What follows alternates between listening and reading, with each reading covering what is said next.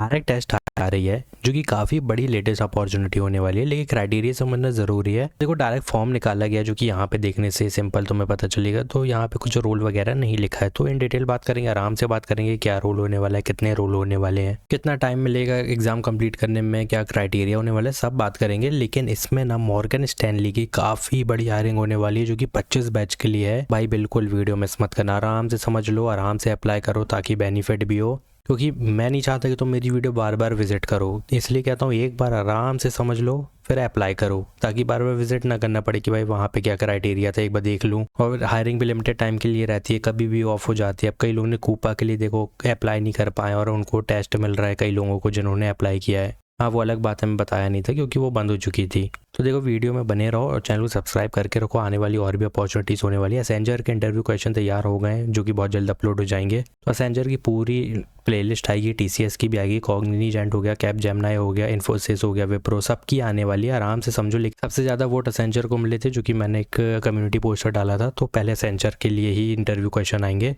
तो वीडियो में बने रहना है और चैनल को सब्सक्राइब करके रखना है। देखो अगर अभी तक अमेरिकन चीज़ के लिए अप्लाई नहीं किया तो एक बार देख लो, अगर ओपन है तो अप्लाई कर लो, क्राइटेरिया समझ लो। तो देखो ये कॉन्सेंट्रिक की तरफ से डायरेक्ट टेस्ट हायरिंग हो रही है जो कि काफ़ी लेटेस्ट अपॉर्चुनिटी है। इसमें देखने को सिर्फ फॉर्म मिला है, देखो यहाँ पे देखोगे तो फॉर्म आराम से फिल कर लोगे, जो कि मुझे बताने की ज़रूरत नहीं है। लेकिन थोड़ा सा स्क्रॉल करते हुए नीचे आओगे तो यहाँ मिलेगा प्रोसेस अप्लाइड फॉर। तो यहाँ पे कुछ चीज़ें मिलेंगी जो कि यहाँ पे सिलेक्ट पे क्लिक करना, और यहाँ पे थोड़ा जूम कर दूँ मैं, तो यहाँ पे देखो थोड़ा बहुत दिख रहा होगा तो मैं जूम नहीं हो रहा अच्छे से। तो advisor customer service non voice का हो गया, एडवाइजर कस्टमर सर्विस वॉइस, तो और ये टेक्निकल सपोर्ट नॉन वॉइस और टेक्निकल सपोर्ट वॉइस का रोल है। तो ये 4 रोल निकाले गए हैं जो कि टेक नॉन टेक दोनों एलिजिबल है, any degree any branch is eligible. So when you click on education background you can see graduate, post graduate eligible and diploma 12th वगैरह। देखो इसमें graduate, post graduate, higher degree, diploma 12th, any one can apply for this hiring. और अगर work experience पे click करोगे तो यहाँ पे यस नो लिखा है, तो एक्सपीरियंस नहीं है तो सिंपली नो कर देना, और अगर है थोड़ा बहुत भी, मान लो 1-2 महीने का भी ना, तो भी यस कर सकते हो, कोई दिक्कत नहीं है। वैसे भी डायरेक्ट टेस्ट हायरिंग हर किसी को टेस्ट देने का मौका मिलेगा। तो अब ये होने क्या वाला है, जैसे ही अप्लाई करोगे एक असेसमेंट की तुम्हें लिंक मिल जाएगी जिसमें यही लिखा होगा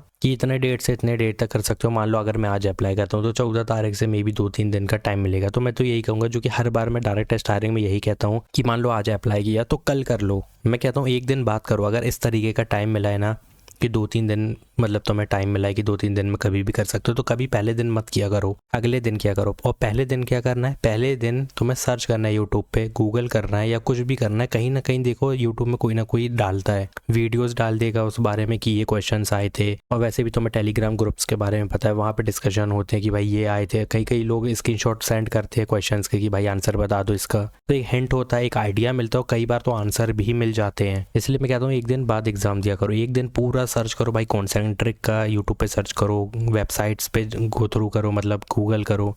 तो कई लोग वेबसाइट्स पे भी आंसर अपलोड करते हैं। और टेलीग्राम ग्रुप्स के बारे में मुझे बताने की ज़रूरत नहीं है, तुम सबको पता है टेलीग्राम ग्रुप्स होते हैं, वहाँ पर भी आंसर्स आते हैं। तो पहले ये किया करो, फिर अगले दिन एग्जाम दिया करो। लेकिन तब जब ये 2-3 दिन का टाइम पीरियड मिले कि इतने टाइम पीरियड में कर सकते हो, तो हमेशा अगले दिन दिया करो, पहले दिन मत दिया करो। तो इसको लिए अप्लाई करो, टाइमिंग वगैरह सब तुम्हें ईमेल पे देखने मिल जाएगी। बस इतना ही चीज़ों का ध्यान रखना है और काफ़ी ईजी होगा, आराम से करो, कोई दिक्कत नहीं है। वैसे भी बस पर ये एक MCAT एग्जाम है। अगर तुम यहाँ पे देखोगे लिंक पे तो तुम्हें दिखेगा concentric.mcat.com।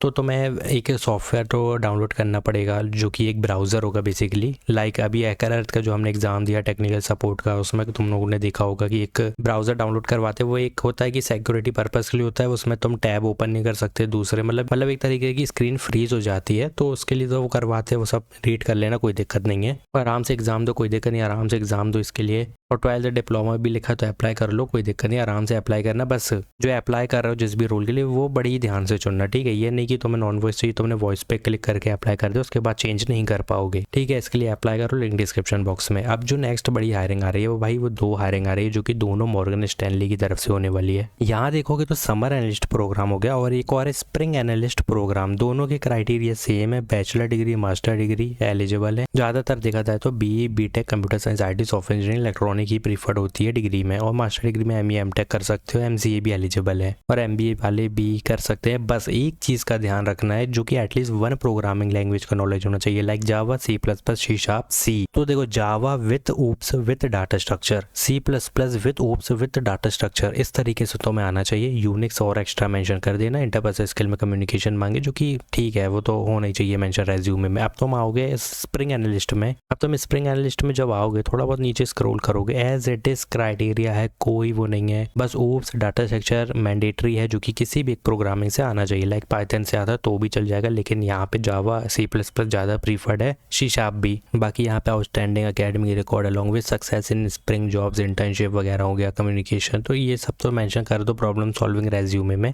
बाकी 25 वाले अप्लाई करो, पहले तो इंटर्न होगी दोनों में, और ये समर एनालिस्ट है, बेसिकली इंटर्न ही है, सभी इंटर्न है तुम्हारी, जो कि यहाँ पे देखोगे तो इंटर्न ही है एक तरीके की।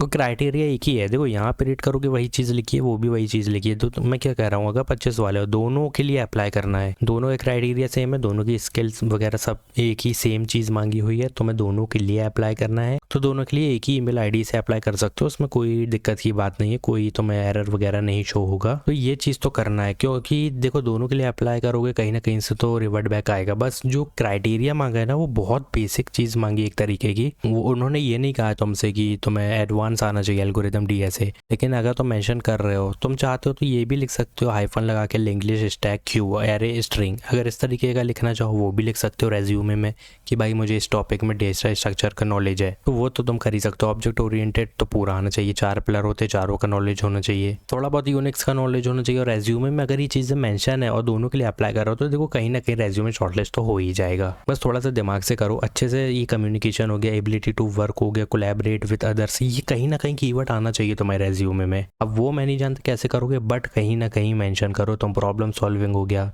Interest and aptitude for technology, ये कुछ ना कुछ तो भाई कहीं ना कहीं मेंशन करना पड़ेगा तुम्हें, तभी रेज्यूमे शॉर्टलिस्ट होगा। काफ़ी बड़ी अपॉर्चुनिटी है, मॉर्गन स्टैनली काफ़ी अच्छा पे करती है, मुझे बताने की ज़रूरत नहीं है, तो अप्लाई करो इसके लिए। और जैसा मैंने इसके लिए बताया, एमकैट की जो मतलब कॉन्सेंट्रेट की हायरिंग हो रही है, वो एमकैट में एक तरीके एमकैट तुम्हारा रजिस्ट्रेशन फॉर्म है, तो एमकैट में हो रहा है, ये अप्लाई करना बनता है तुम्हारा, अच्छी खासी हायरिंग है।